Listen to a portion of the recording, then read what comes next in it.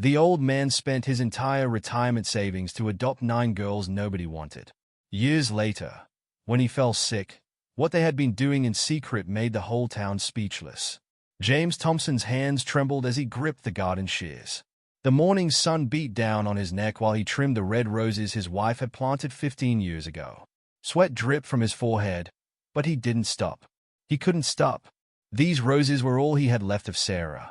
"You missed a spot, dear," he muttered to himself, reaching for a wayward branch. His wedding ring caught the sunlight, a brief flash of gold against green leaves. The neighbor's lawn mower roared to life, breaking the morning silence. James straightened his back, joints creaking in protest.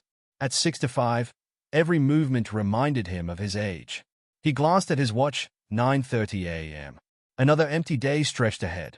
Inside the house, the silence hit him like a wall.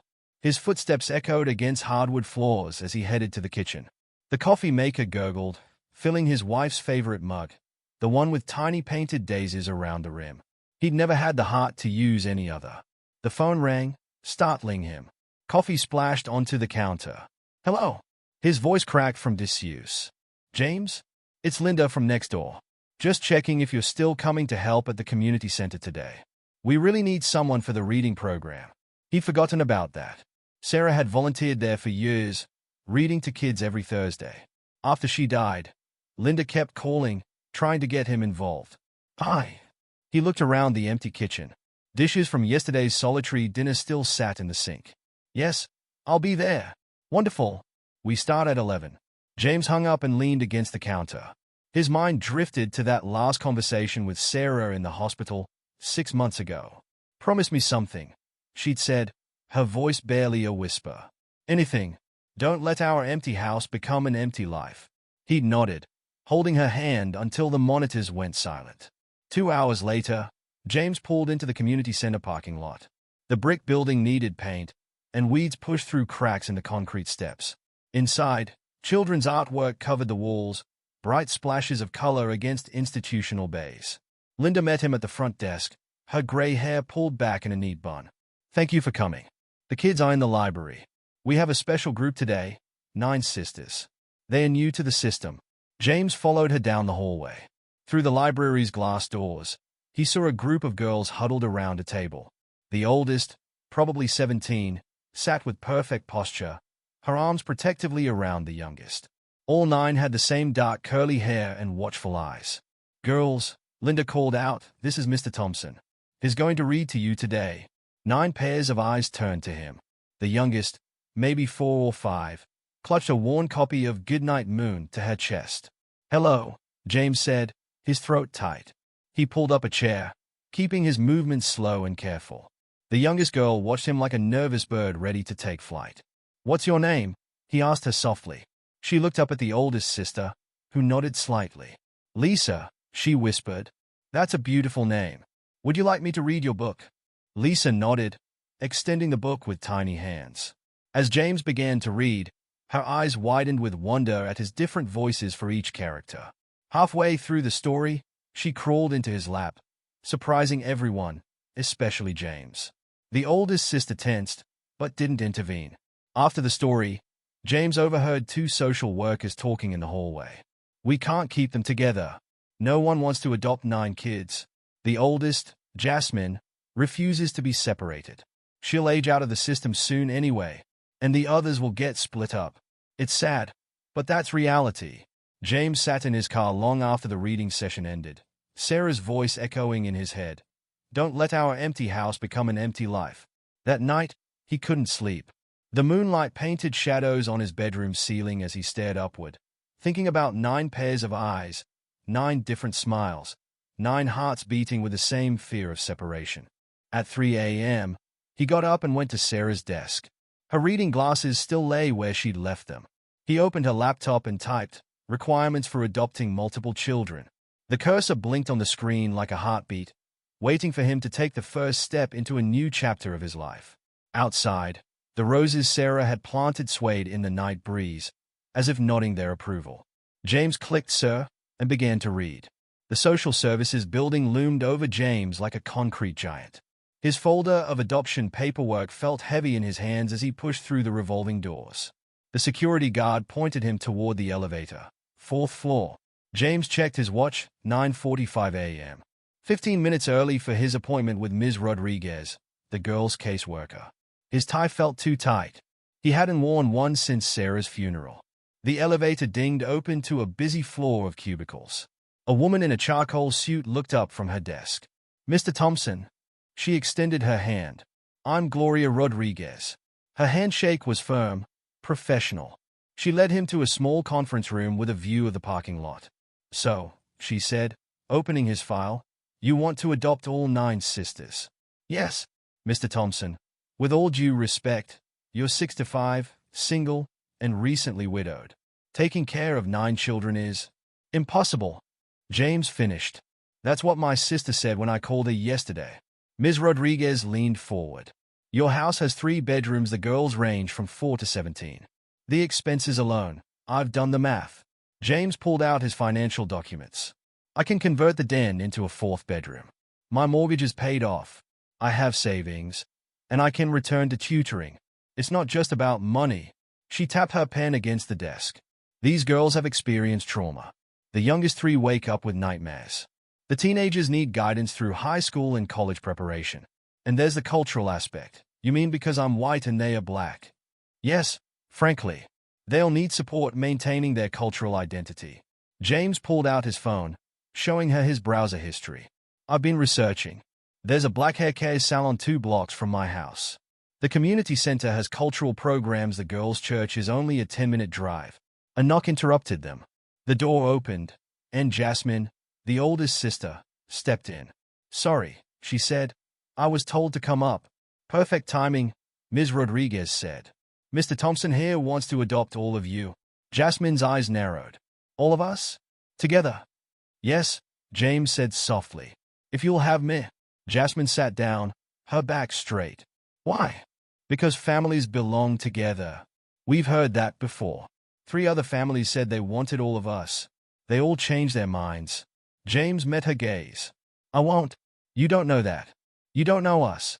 Lisa wets the bed sometimes. Tanya has anger issues. The twins never stop talking. "I'm almost 18.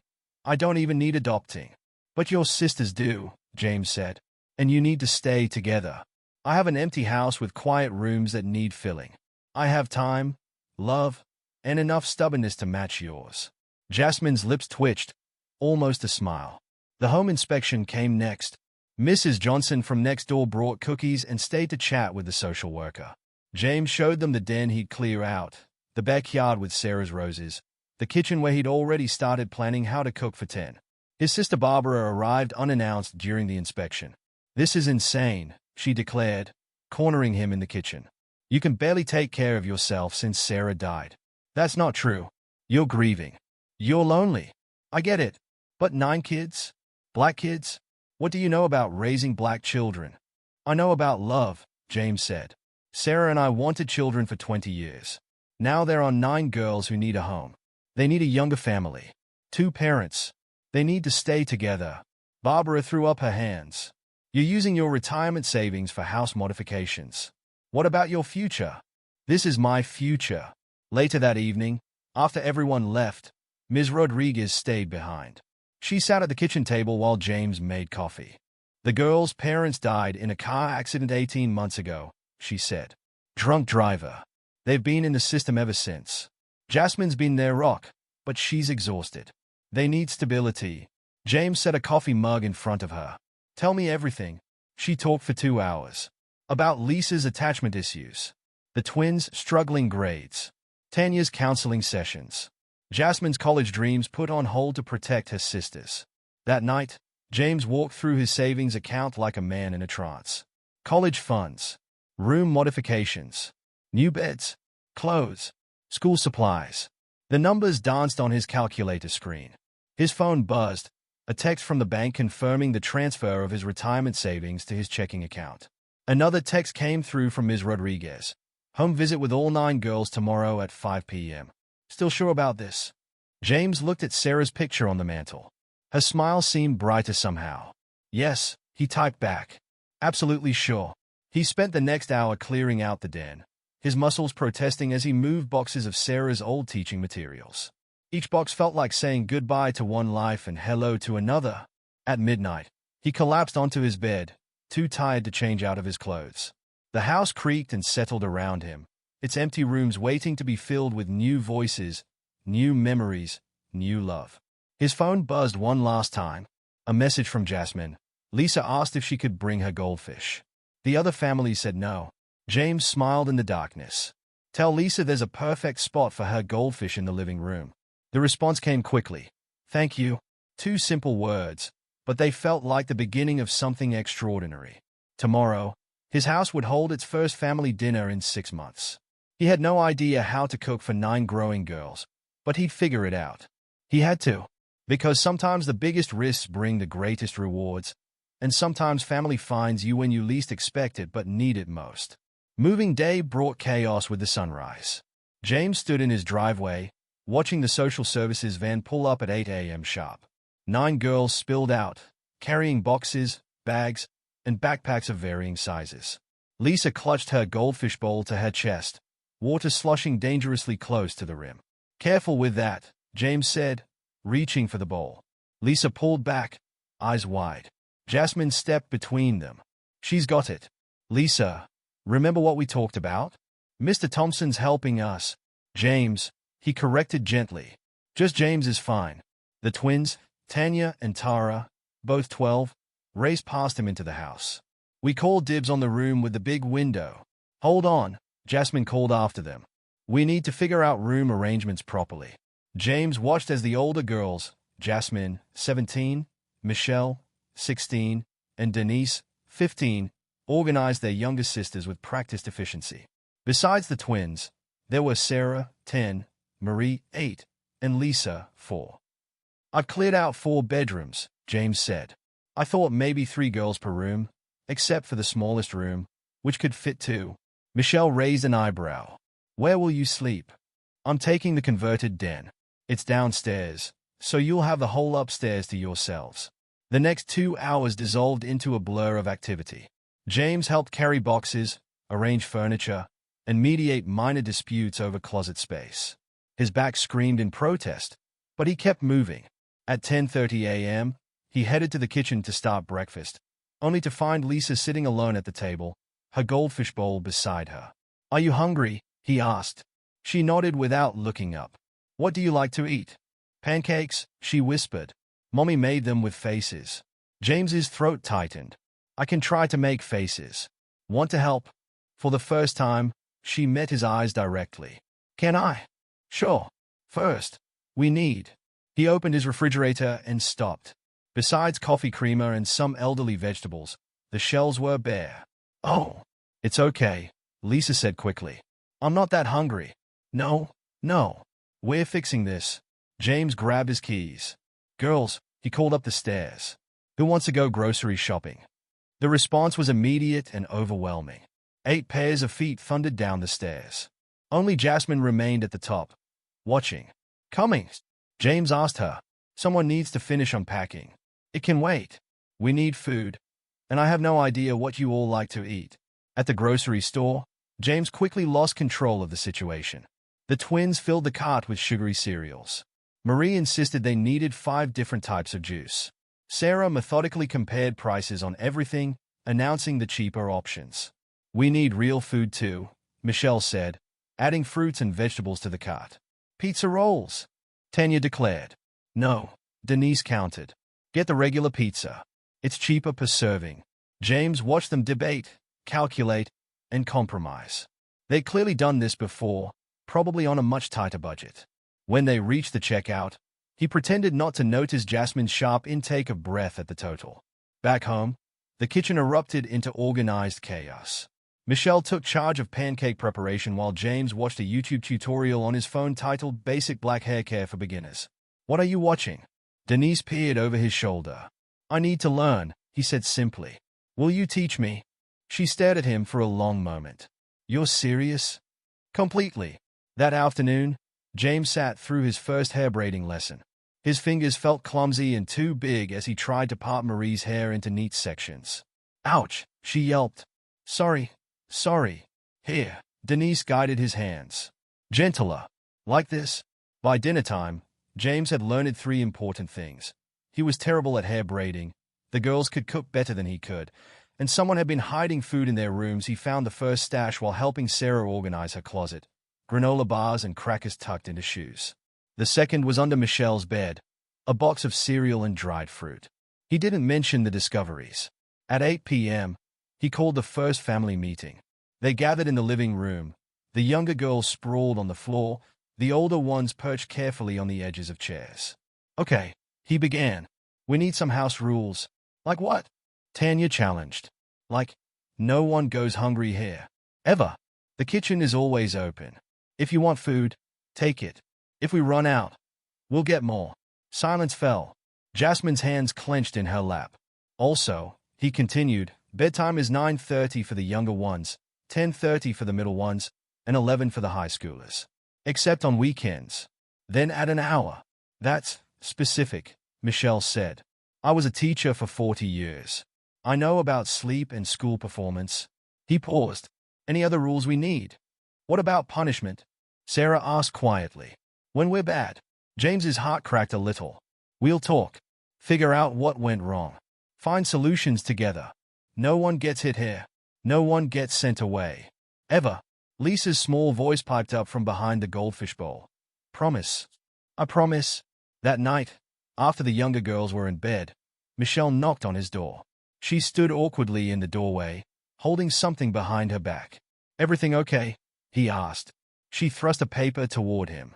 I got this at school last week. It's a permission slip. For the advanced placement program. James read it carefully. This is wonderful. You must be very smart. It costs money, she blurted. For the tests and books. I thought you should know. Before you decide to keep us. James took her hand. Michelle, look at me. I already decided. You're stuck with me now. All of you. And yes, we're signing this permission slip. She nodded quickly and fled upstairs. But not before he saw her smile. Later, lying in his new bedroom, James heard footsteps above, the quiet movement of girls checking on their sisters, whispering goodnight, making sure everyone was safe. His muscles ached, his bank account was significantly lighter, and he had no idea how he was going to manage everything. But for the first time in 6 months, his house didn't feel empty. It felt like home. James straightened his tie in the mirror, wondering when parent-teacher conferences had become so intimidating. He'd sat on the other side of the desk for 40 years. Now, walking into Lincoln Middle School, his palms sweat like a nervous rookie. 9 different conferences. 9 different teachers. 9 different stories to hear.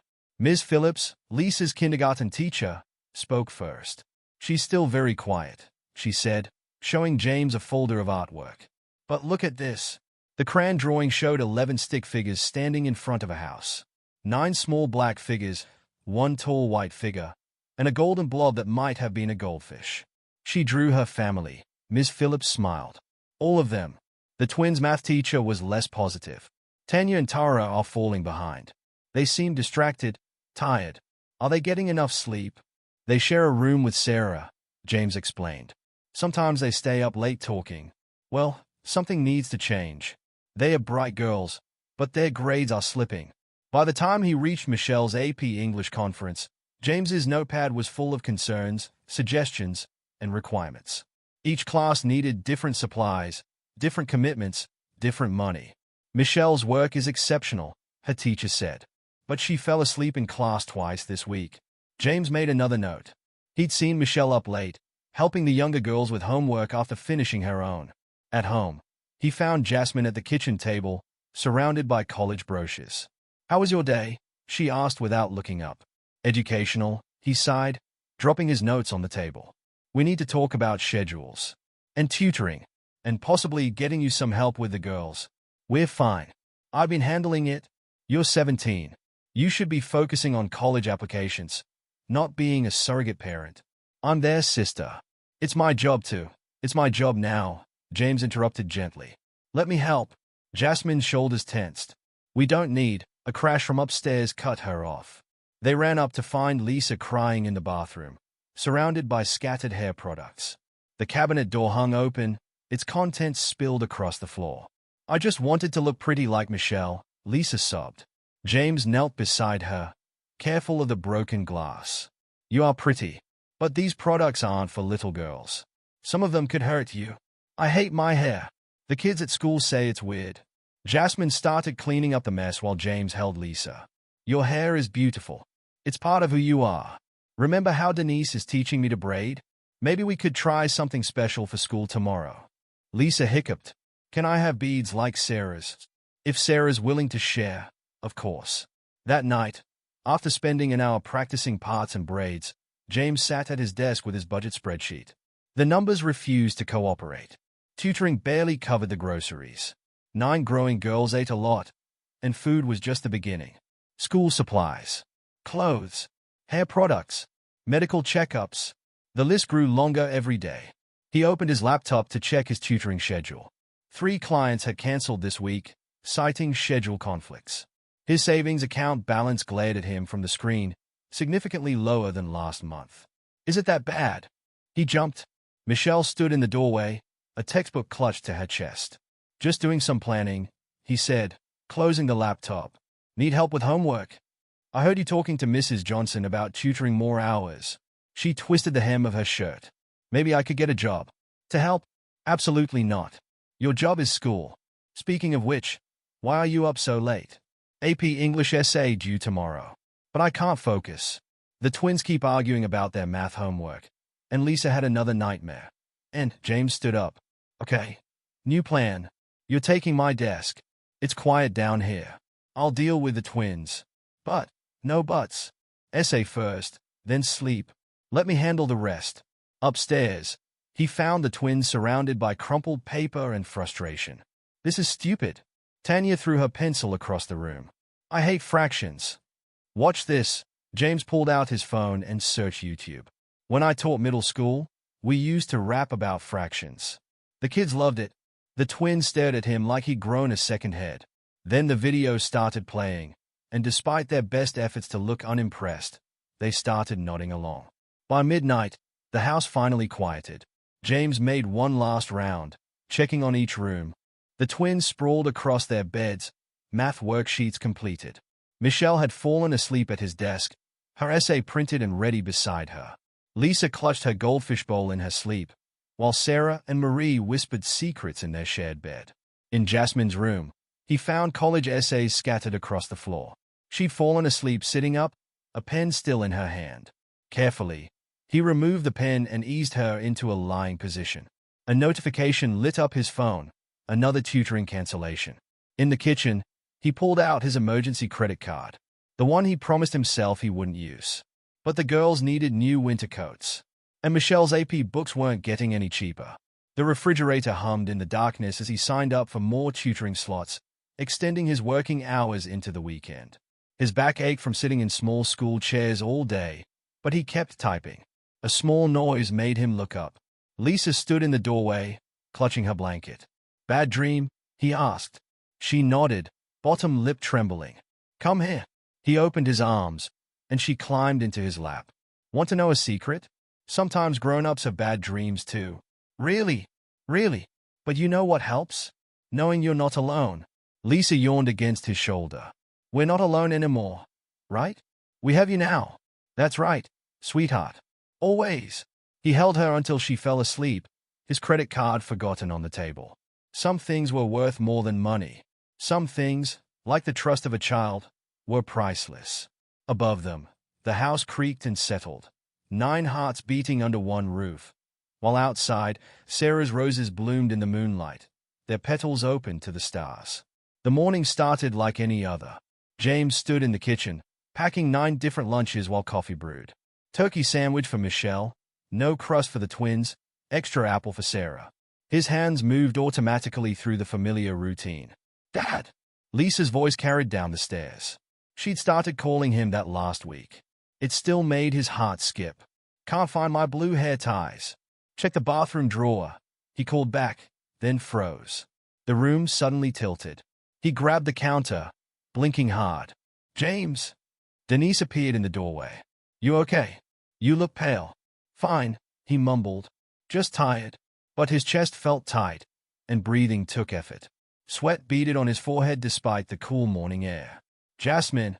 Denise shouted up the stairs. "Something's wrong with James." He tried to wave them off, to say he just needed a minute. Instead, his knees buckled. The floor rushed up to meet him. Hands caught him before he hit the ground. Through the fog, he heard Jasmine's voice taking charge. "Michelle, call 911. Denise, get his phone. Speed dial 2 is Mrs. Johnson. Twins, take the little ones to the living room.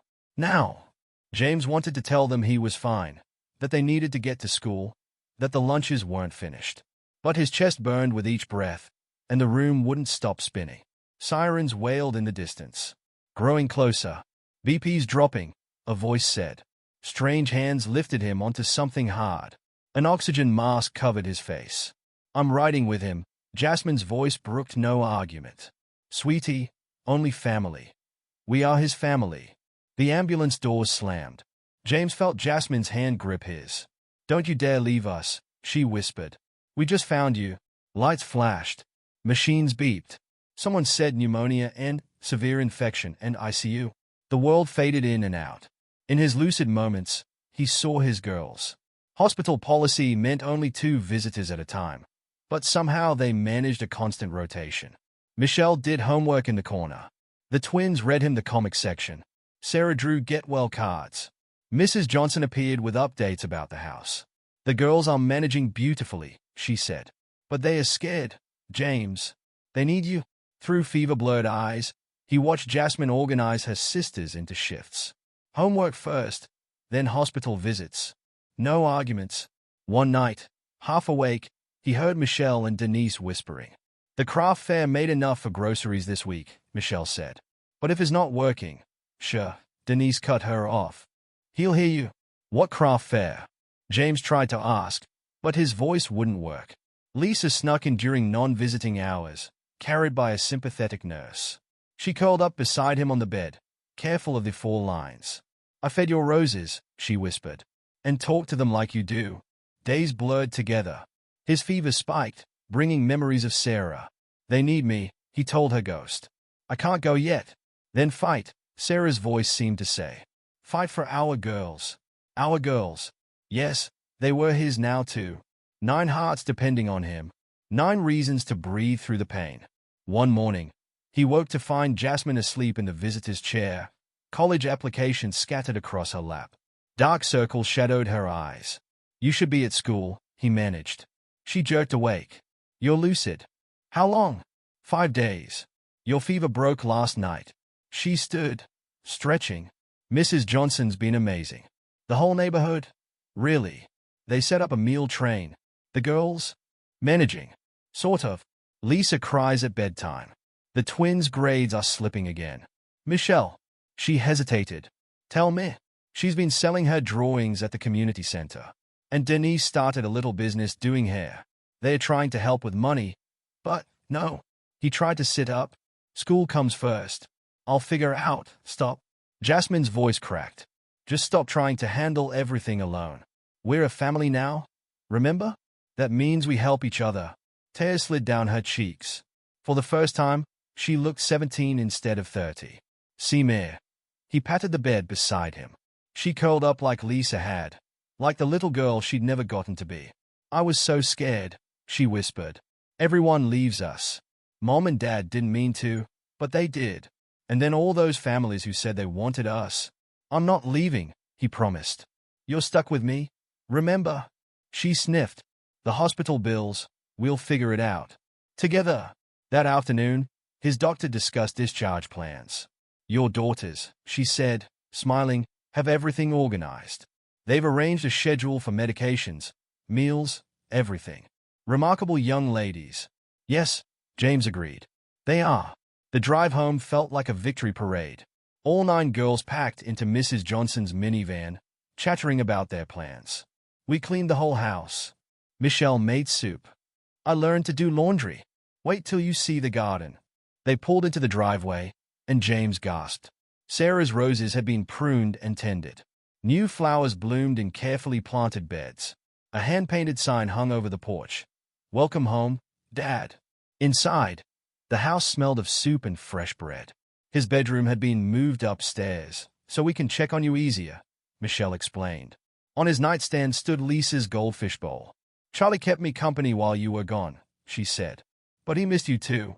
That night, after medication and dinner and 9 different hugs, James lay in his new room listening to the familiar sounds of his family settling in for the night. His chest still hurt, but his heart felt fuller than ever. A soft knock came at his door. One by one, all 9 girls filed in, carrying pillows and blankets. Family sleepover, Jasmine announced. Just for tonight. They spread out across the floor, the little ones already half asleep. Michelle propped herself against the wall with her AP biology book. The twins whispered about their upcoming math test.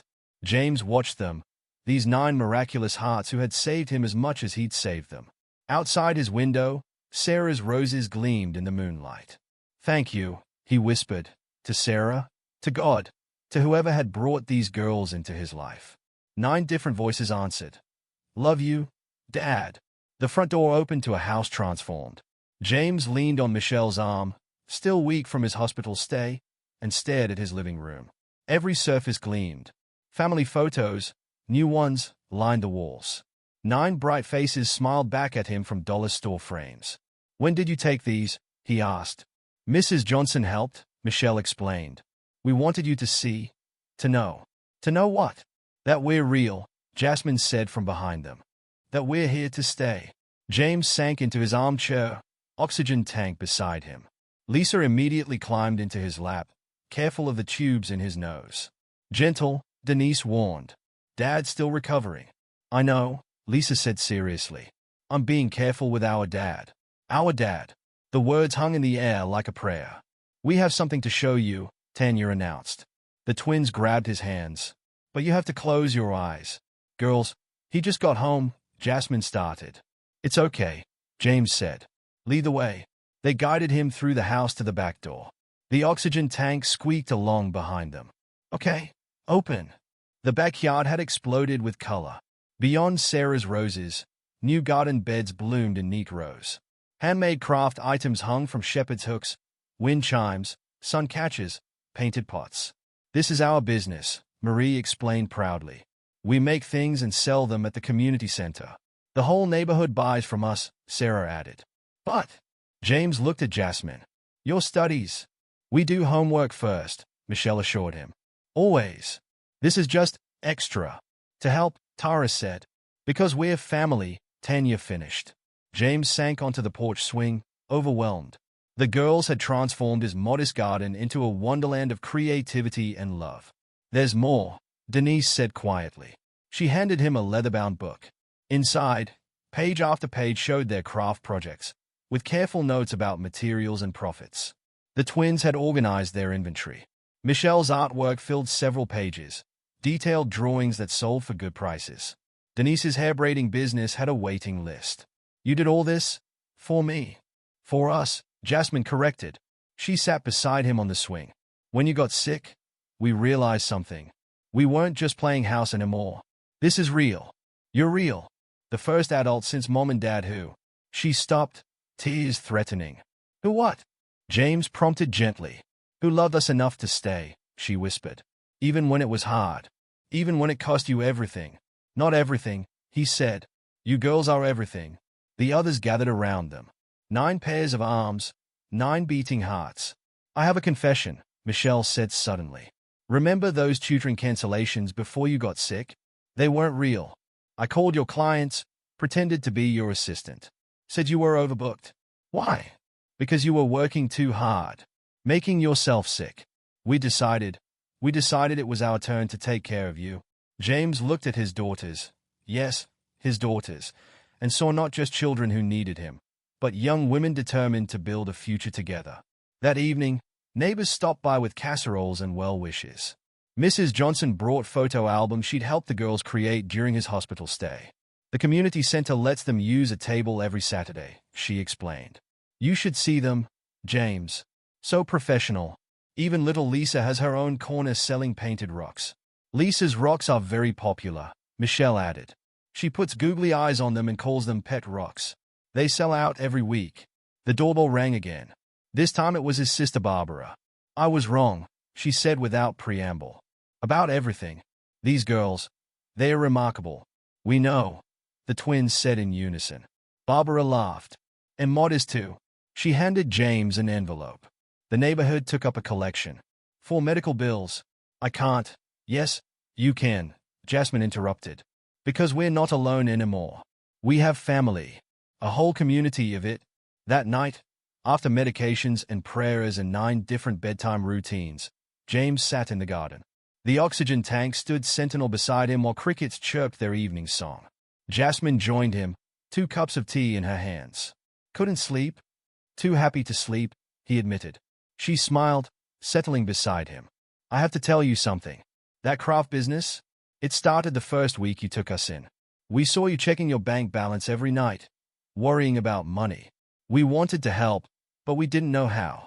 Then Michelle sold a drawing at school, and we thought, maybe we could do more.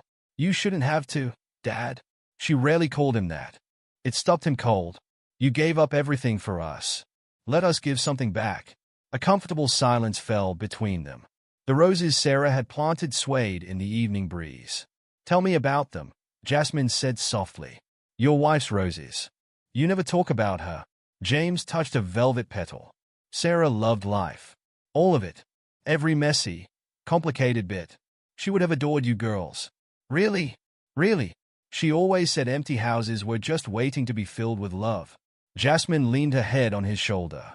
For the first time, she felt like a daughter instead of a caretaker. I'm not trying to replace your parents, he said carefully. I know. We know. She squeezed his hand. You're not replacing anyone. You're just giving us more love to hold on to. More family to belong to. From inside came the sound of Lisa crying. Another nightmare. But before James could move, they heard Michelle's voice, then Sarah's, then the twins.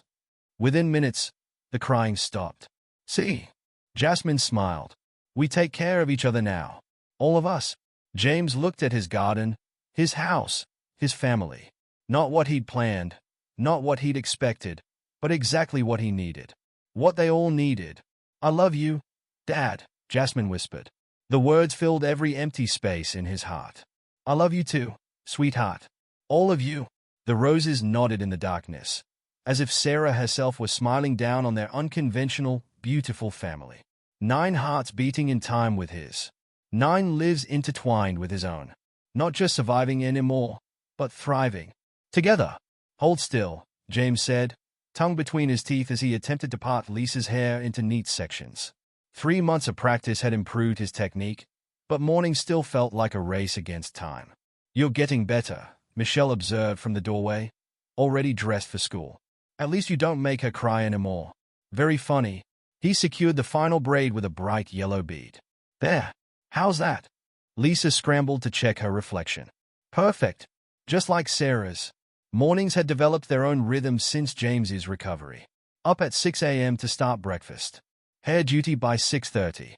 9 lunches packed by 7. The system worked. Most days. Dad. Tanya's voice carried down the hall. The printer's eating my homework again.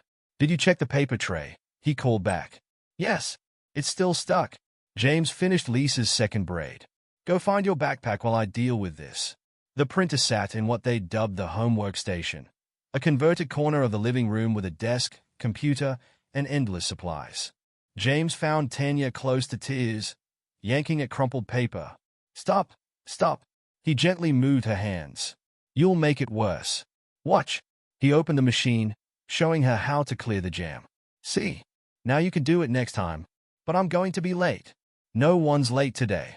Michelle. Already on it. Michelle appeared with the car keys. Twins, Sarah, Marie, backpacks and shoes. 5 minutes. James watched his oldest daughters coordinate the morning exodus with military precision.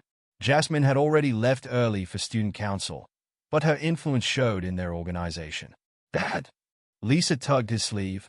Today's show and tell. Can I take Charlie? The goldfish? Better not, sweetie. Remember what happened to Sarah's hamster. Lisa's face fell, then brightened. Can I take one of our pet rocks instead? Perfect idea. The house emptied in waves. High schoolers first, then middle schoolers, finally elementary. Each group left with proper supplies, completed homework, and a hug. James sank into his chair, enjoying the momentary quiet. His oxygen tank stood in the corner, rarely needed now.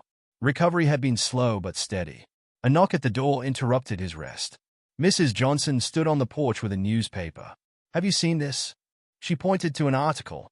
"The community center's giving your girls an award. Young Entrepreneurs of the Year." James scanned the article. A photo showed all 9 girls at their craft table, surrounded by their creations. The caption praised their business acumen and community spirit. "They are having a ceremony next week," Mrs. Johnson continued. "The whole neighborhood's talking about it. They haven't mentioned anything. Probably wanted to surprise you." "Oh, that reminds me," Barbara called. "She's bringing her camera for the ceremony." His sister had become the family's unofficial photographer, documenting every milestone. Last week's folder held pictures of Denise's first salon client and Michelle's science fair victory. The afternoon brought its own routine. James checked homework, supervised chores, and refereed minor disputes. Each girl had assigned tasks, marked on a chart Jasmine had created. "Dad!" Sarah appeared in his study. "Can you help with my social studies project? We have to make a family tree." She spread paper across his desk. In the center, she'd drawn a tree trunk with 9 branches. "It's supposed to be about our biological family," she said quietly. "But I want to put you in it too." James studied her careful drawings. "How about this? We make 2 trees, side by side. One for your parents and history, one for our new family. Both are important." Sarah's face lit up. "Can we put Mom's roses around the edges?" "Absolutely." They worked together, filling in names and dates. Sarah insisted on adding Charlie the goldfish and all the pet rocks. "What's this?" James pointed to blank spaces she'd left. "For future family," she said. "In case you get married again, or we get more sisters." "More sisters?" He laughed. 9 isn't enough." "Never enough sisters," she declared. Evening brought the full chaos of dinner, baths, and bedtime stories. James had learned each girl's preferences. Lisa needed 2 stories and a glass of water. The twins shared a chapter book, alternating pages. Marie liked songs better than stories. Tonight, though, something was different. The older girls kept exchanging glances, hiding smiles. "Okay," he said finally. "What's going on?" "Nothing," they chorused, too innocently. "Ah, spill it." Jasmine nodded to Michelle, who disappeared upstairs. She returned carrying a large, wrapped package. "We were going to wait for the ceremony," Jasmine explained. "But, well, you should have this now." James unwrapped it carefully. Inside, a hand-painted canvas showed a family portrait. Not a photograph, Michelle's artwork. All 10 of them sat in the garden, surrounded by Sarah's roses. Even Charlie the goldfish had a place. "Look closer," Denise urged. He did. Behind the family, almost transparent, stood Sarah. Her smile was exactly as he remembered. Michelle found an old photo of her, Jasmine said softly. "We thought she should be included. Is that okay?" James couldn't speak. He traced the painted figures with trembling fingers. "Dad!" Lisa climbed into his lap. "Are you crying because you're sad?" "No, sweetheart." He gathered her close. "I'm crying because I'm happy. So very happy." The others piled in for a group hug, a tangle of arms and love and belonging. Later, after bedtime stories and prayers, James hung the portrait in the living room. The moonlight caught Sarah's painted face, making her smile seem to move. "They are ours now," he told her image. "All ours." Upstairs, he heard the familiar sounds of his family settling down. Whispered secrets, giggled goodnights, the creak of floorboards as 9 girls checked on each other one last time. New rhythms, new traditions, new love. Not replacing the old, but building on it. Growing like Sarah's roses, strong and beautiful and ever-blooming. A family photograph waited on his nightstand, their first Christmas together. 9 smiling faces and his own, gathered around a tree decked with homemade ornaments. Real, permanent, home. James touched each face in the photo, whispering good night to his daughters. His family. His heart, multiplied by 9. Outside, crickets sang their evening lullaby while Sarah's roses swayed in the night breeze, standing guard over the house where love had finally found its rhythm. 1 year. James stared at the calendar, hardly believing it. 1 year since 9 girls had spilled from a social services van into his driveway. 1 year since his empty house had filled with laughter, tears, and endless love. Dad! Jasmine knocked on his bedroom door. You're going to be late for work. He smiled at the irony.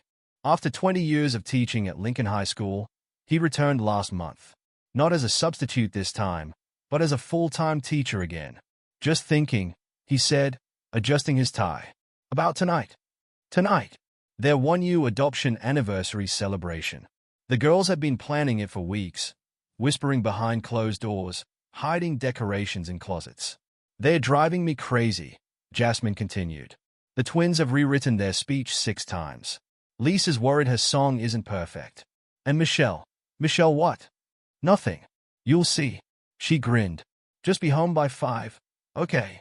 At school, James found it hard to focus. His students noticed his distraction. Mr. Thompson, Jenny Martinez raised her hand. Are you okay? You've read that same paragraph 3 times. He laughed. Sorry, class. Big day today. My family's celebrating something special. Your daughters, right? Another student piped up. The ones who sell stuff at the community center? My mom bought one of Lisa's pet rocks. It sits on her desk at work.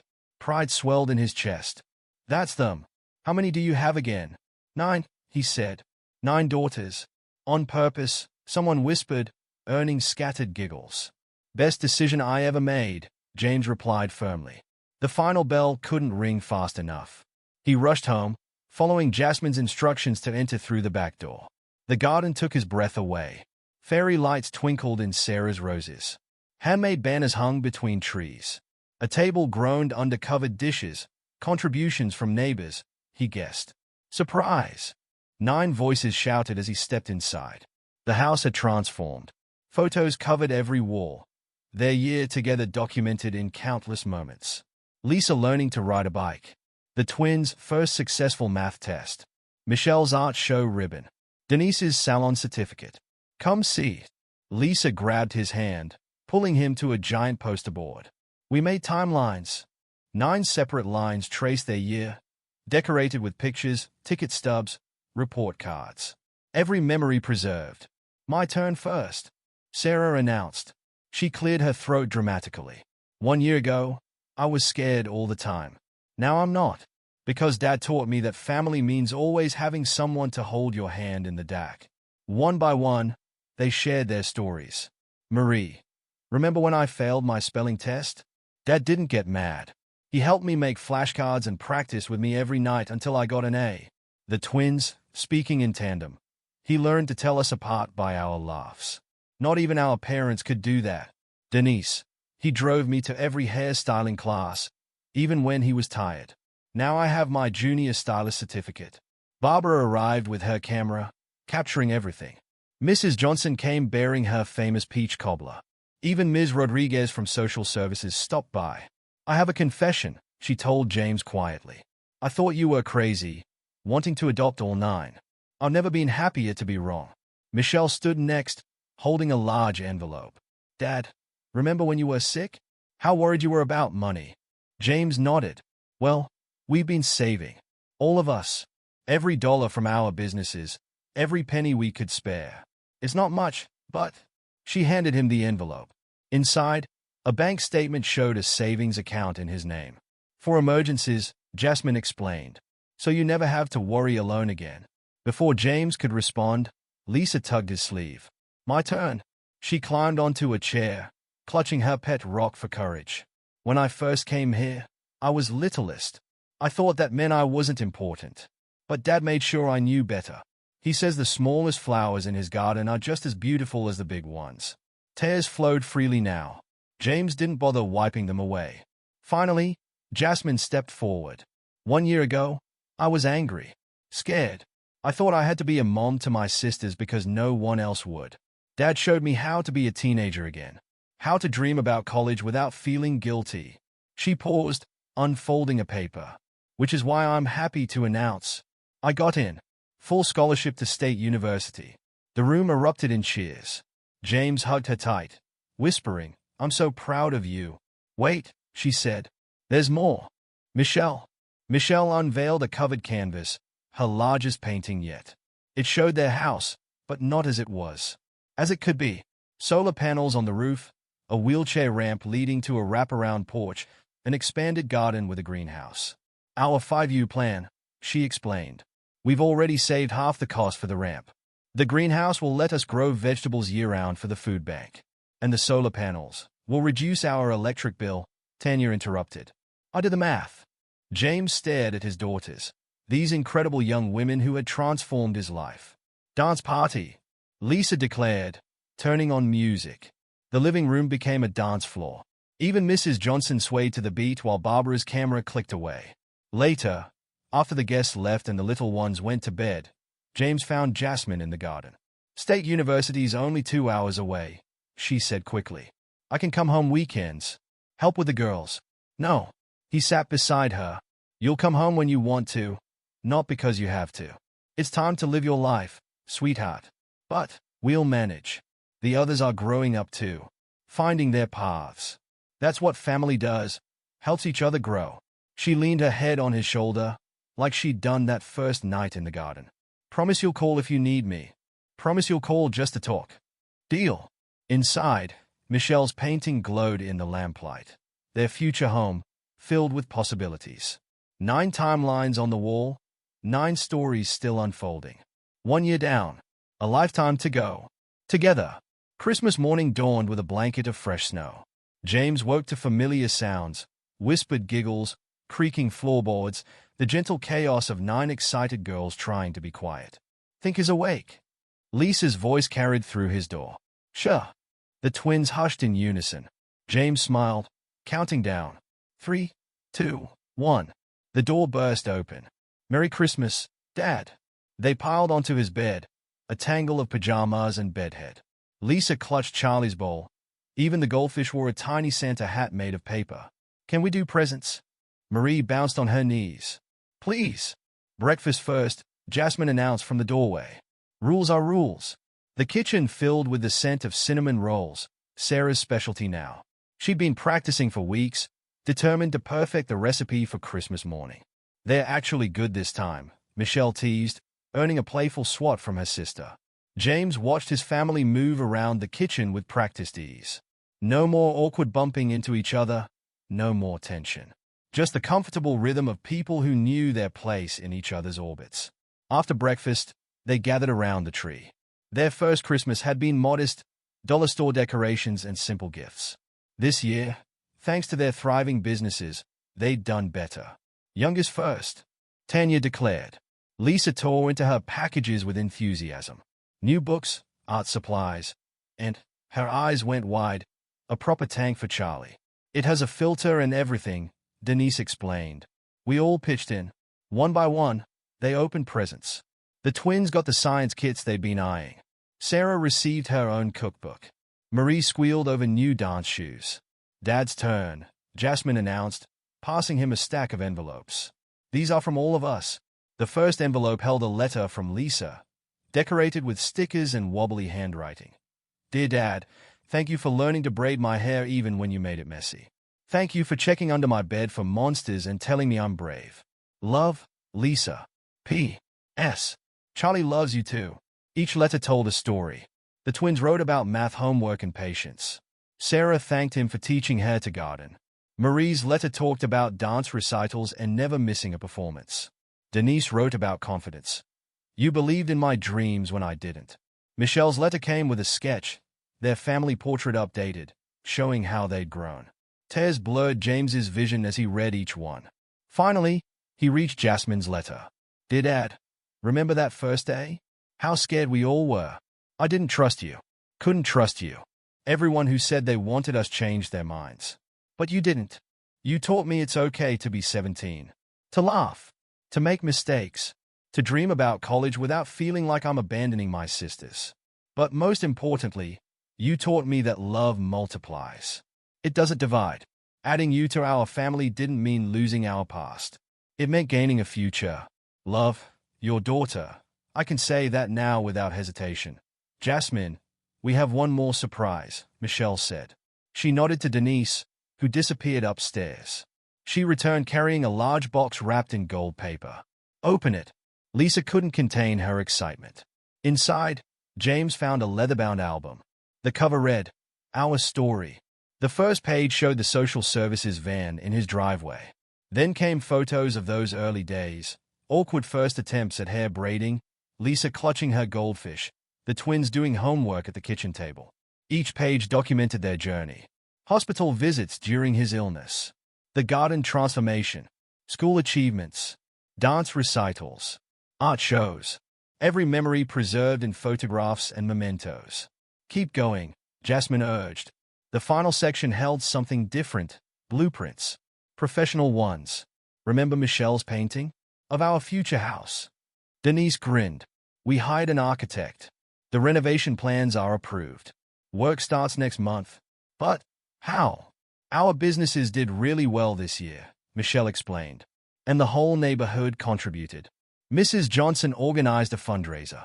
Even Barbara helped. We're adding 4 bedrooms, Tanya added. So everyone can have their own space.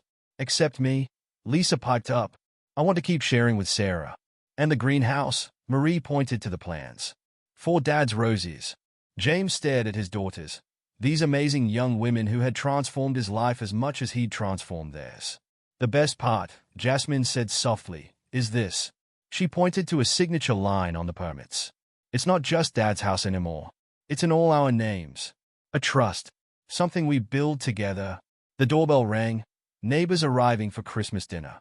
Mrs. Johnson brought her famous casserole. Barbara came with her camera, ready to document another milestone. As the house filled with friends and laughter, James slipped out to the garden. Sarah's roses, dormant under snow, stood like sentinels. We did it, Sarah, he whispered. We filled every empty space with love. Dad? Lisa's voice called from the doorway. Everyone's waiting for the blessing. He turned to find all 9 daughters watching him. The sun caught the snow just right, creating halos around them. Back inside, they joined hands around the table. James looked at each face. Lisa's innocent joy, the twins' mischievous grins, Sarah's quiet confidence, Marie's dancer's grace, Denise's proud smile, Michelle's artistic soul, and Jasmine's hard-won peace. Dear Lord, he began, his voice thick with emotion. Thank you for empty houses that become homes. For strangers who become family. For 9 hearts brave enough to trust again. And 1 old heart blessed enough to be their dad. And for Charlie, Lisa added. Laughter rippled around the table. Yes, and for Charlie the goldfish. Amen. Amen, they chorused. Later, after presents were played with and leftovers packed away, they gathered in the living room. Lisa curled up in James's lap, half asleep.